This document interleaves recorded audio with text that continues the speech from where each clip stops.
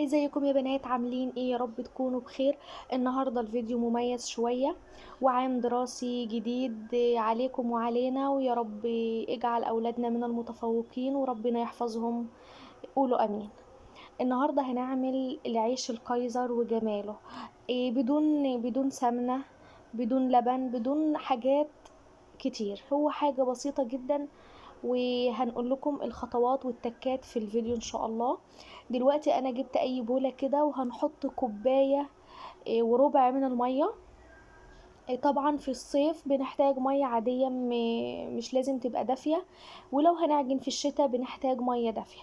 فانا حطيت كوباية وربع من المية، بنحتاج كوباية وربع من المية، وبنسيب شوية كده لوقت احتياجهم. دلوقتي هجيب معلقة كبيرة خميرة، وهبدأ احطها في المية علشان ابدأ اشغل الخميرة كده، اشوفها كويسة معايا ولا ايه. ومعلقتين ونص سكر، هنقلبهم كويس جدا علشان اشغل الخميرة. وده كمان ربع كوباية زيت او اقل من الربع كوباية بمعلقة، يعني 50 جرام. هقلبهم كويس جدا مع بعض علشان احاول ان انا اشغل الخميرة. وهسيب في كوباية الزيت معلقة كده في الاخر، هقولكوا هنعمل بيها ايه. فانا هنا كنت بقلب السكر كويس مع الخميرة علشان يشتغلوا مع بعض، زي اختبار للخميرة كده لما بتعمل فقاعات بتبقى شغالة كويس. هبدأ انزل بالدقيق. الدقيق ده نص كيلو، 500 جرام. نص كيلو دقيق متعدد الاستخدامات. بتستخدميه في كل حاجة، يعني لازم تبقى ماركة كويسة. ولو عندك دقيق عادي، دقيق الغلة في البيت ونوعه كويس، انت عارفة انه له عرق وكويس، تقدري ان انت برضو تستخدميه. هبدأ ان انا اقلب كده، الف الدقيق بالمعلقة في البداية، وبعد كده هنبدأ نستخدم ايدينا. طبعا بنحط معلقة ملح، بنحط ذرة بسيطة كده من الملح مع الدقيق. وبننخل الدقيق كويس جدا علشان عرقه يبقى كويس وهش من جوه كده، زي القطن كده. فانا هنا كنت ببدأ ان انا اقلبه بالمعلقة عشان يلف كده، وبعد كده طبعا بنستخدم ايدينا علشان تحسي العجينة في ايدك عاملة ازاي. فانا هبدأ احط رشة دقيق، وهبدأ انزل العجينة وادي بقى ايه شوية كده من العجنة. طبعا لو البولة بتاعتك كبيرة، تقدري ان انت تعجني فيها لو انت مرتاحة عادي خالص. وكمان لو عندك عجان، تقدري ان انت تعجني في العجان عادي.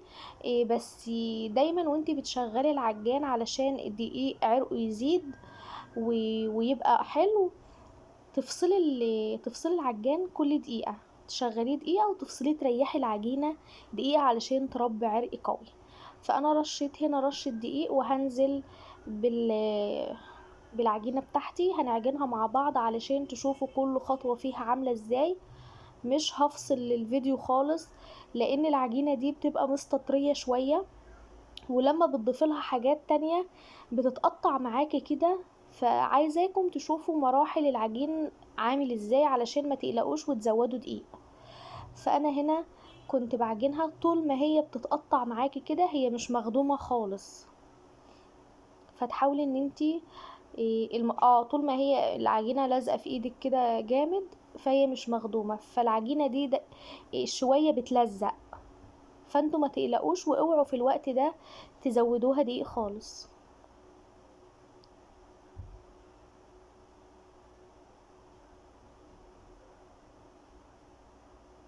هنفضل نعجن فيها شوية، ان هي نفردها شوية وعايزة اقول لكم ان احنا نسيبها ترتاح دقيقة بعد ما نعجن فيها شوية، علشان برضو عرقها يبقى قوي ويبقى حلو معانا.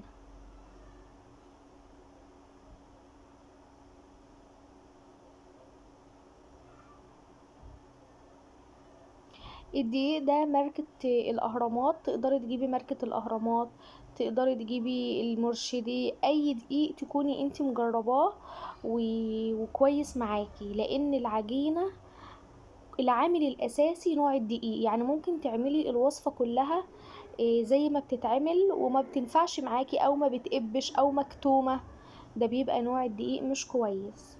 فتحاولي ان انت تجيبي دقيق يكون متعدد الاستخدامات وماركته كويسة. انا هسيبها هنا دقيقة زي ما هي كده، علشان العجينة ترتاح. كل ما العجينة بترتاح كل ما بتديكي عرق وبتلم معاكي على طول وبتبقى كويسة. بعد ما سبتها دقيقة بقت تتلم معايا على طول وريحتني شوية.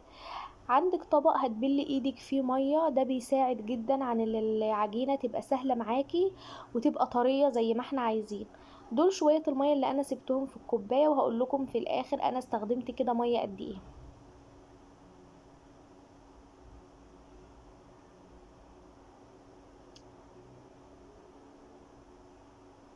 تبدأي تفرديها كده وتشوفي طبعا شكلها مديكي ان هي نعمت وبقت كويسة جدا، بس طول ما هي مفرغة كده لما بتفرديها كده بتديكي فراغات كده واماكن زي مقطعة كده، طول ما هي لسه ما اتخدمتش.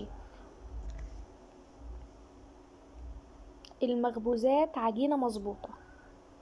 المخبوزات مش اي حاجة غير ان هي عجينة مظبوطة. يمكن الكيك والحاجات دي بتبقى الحاجات الوصفات بتاعتها بتبقى كتير والمكونات اللي بنحطها كتير، فبنخلي بالنا من المكونات جدا. العجينة بتاعت ال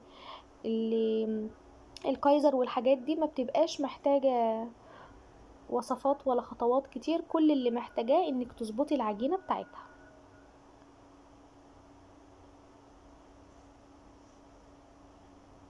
كل ما ببل ايدي مية كل ما العجينة بتطرى وبتنعم وبتيجي معايا على طول كده. احنا عجلنا فترة قد ايه وانا ما فصلتش الفيديو علشان اوريكم هي بتتقطع ازاي وبتطرى ازاي من المية وبتلزق ازاي، علشان في الوقت ده اوعي تضيفي اي دقيق خالص، ونريحها شوية وبنرجع نعجن تاني. نقطة الزيت اللي انا سبتها اللي هي معلقة صغيرة من الزيت حطيناها علشان هتطر العجينة معايا ويبدأ ان هو يتقطع كده، ما تقلقيش خالص، هو ما بنحط الزيت بيبدأ ان هو يتقطع معانا. طبعا عادي خالص برضو بنعجن فيه شوية، واوعي تضيفي اي دقيق في الوقت ده وبنعجن. اهم حاجة تعجنيها كويس جدا، وطبعا لو عجان زي ما قلت لكم بنفصله شوية وبنشغله شوية.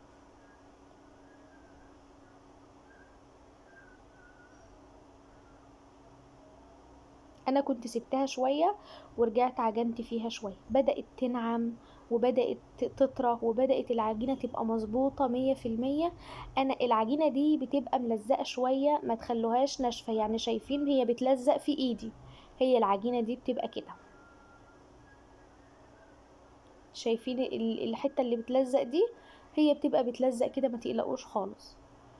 وهبدأ ان انا احط في البولة كده شوية زيت، وعلى وشها برضو شوية زيت. حاولوا تكتروا على وشها شوية زيت لان انا ما كنتش كترت فالستريتش راب كان لزق شوية فيها، فانتوا كتروا شوية زيت. وهنبدأ كده نلف نغطيها علشان تتخمر كويس جدا. ده الستريتش راب انا لفيته بيها وهغطيها بفوطة، وطبعا على حسب التدفئة عندك. هي خدت مني ان هي تخمر نص ساعة، انت بص عليها جايز انت المكان والتدفئة عندك اقوى فما تاخدش ربع ساعة. يعني خير الامور الوسط، يعني انت لما تشوفيها كده وتلاقيها ان هي خمرت وزادت وعليت لفوق يبقى كفاية عليها جدا. انما عن نفسي هي خدت معايا نص ساعة، تبارك الله الحجم بتاعها تضاعف وبقت بالشكل ده. طبعا العجينة دي لازم نهبطها بالشكل اللي انا بعمله ده. اما تهبطي العجينة كده بيبقى ليها قلب من جوه. لو ما هبطتيش العجينة واشتغلتي على ما هي كده هتلاقي العيش الكايزر من جواه فاضي خالص، هتلاقي قلبه اللب بتاع قلبه فاضي مفرغ ما فيهوش اي حاجة. فلازم تهبطي العجينة بالشكل ده. لو وصلتي معايا لحد هنا في الفيديو ما تنسيش تعملي لي لايك وتصلي على النبي عليه افضل الصلاة والسلام علشان ناخد الثواب مع بعض. هبدأ ان انا كده تدهني بقى الصينية، اي صينية عندك انت بتستخدميها للفرن على طول. تبدأي ان انت هتقطعيها لكام جزء كده، تشوفي انت عايزة تقطعيها لكام جزء، ونبدأ ان احنا نقطعها ونقرصها مع بعض.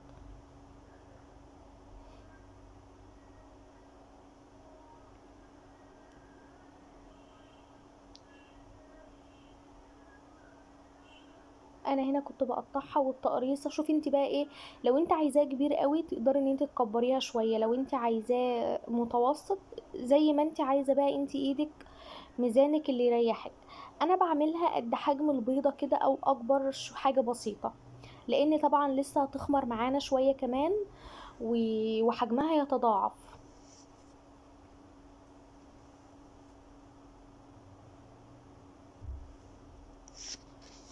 ببدأ ان انا اقرصها كده قطع صغيره.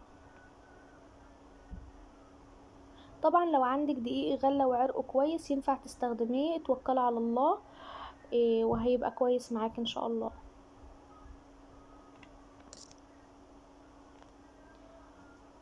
انا هبدأ ان انا اقرص كل العجينه اللي معايا على حسب بقى ما انت عايزه، هقرصها كلها وارجع اقول لكم هنعمل ايه. هي كانت حجمها قد دي كده، انا مش عاملاها اكبر من دي ولا اقل من دي، انا عملت كل اللي معايا على الشكل ده لانها حجمها يتضاعف، وكمان هوريكم وهي في الفرن حجمها عامل ازاي. طبعا انا كنت عملتها كده، اللي عملته اللي في البداية الاول خمر وبقى اكبر من التاني، واللي عملته متأخر لسه ما خمرش قوي فتلاقوا حجمه صغير شوية.